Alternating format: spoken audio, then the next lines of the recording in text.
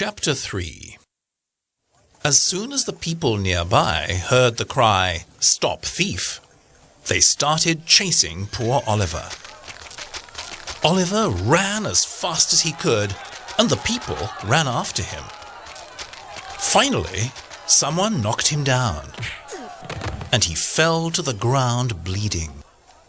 "The boy is hurt," said the old gentleman, bending over Oliver.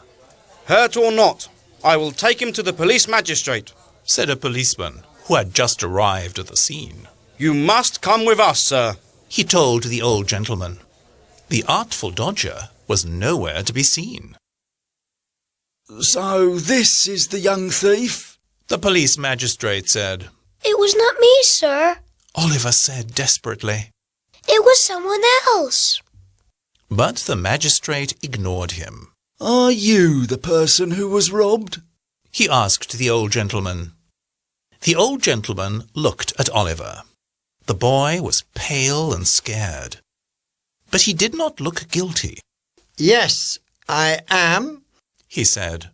"but I'm not sure that this is the boy who took the purse. He kept wondering. Where have I seen this face before?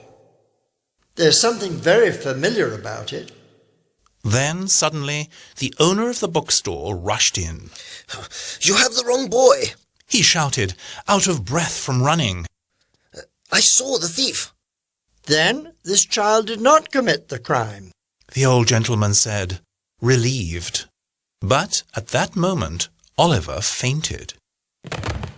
"He is ill. The old gentleman cried. He needs a doctor." The police magistrate allowed the old gentleman, whose name was Mr. Brownlow, to take Oliver to his house to take care of him. Mr. Brownlow was a retired lawyer. He had never married, and he lived alone, enjoying the company of books and old friends. Every room in his house contained paintings and other things that he had collected through a long and interesting life. Oliver was carried into one of these rooms, and a doctor came to examine him. "You are safe now," said Mr. Brownlow. "Rest until you feel better." Oliver was surprised to hear a kind voice. Mr. Brownlow ordered some hot soup for Oliver. "You must be hungry," he said. The soup was thick and rich.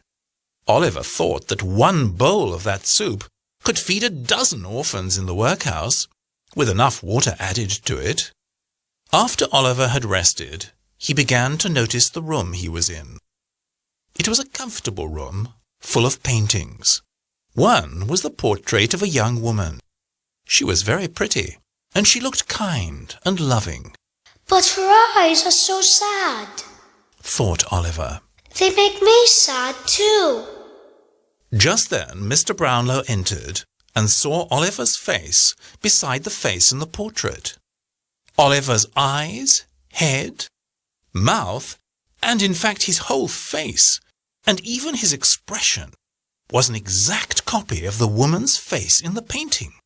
"Good heavens!" cried out Mr. Brownlow. "What's this?" Oliver, at these words, collapsed again. Mr. Brownlow quickly went over to him. "The boy is still very weak, and I must not worry him by asking too many questions. But I wonder what his story is," Mr. Brownlow thought, as he tried to bring Oliver round. He also decided to take the painting down so as not to upset Oliver again. As the days went by, Oliver became healthier than he had ever been. He appreciated Mr. Brownlow's help, and he wanted to be useful to the kind old man in any way he could.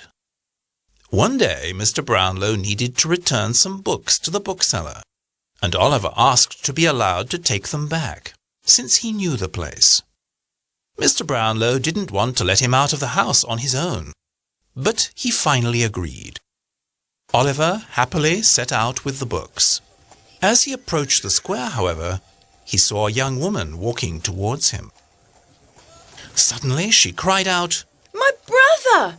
My poor dear darling brother!" She threw her arms around him tightly and she cried, "You naughty boy! How could you run away? I'm not your brother. Oliver tried to say, but he could not get out of the woman's arms. She dragged him down another street and then into a house.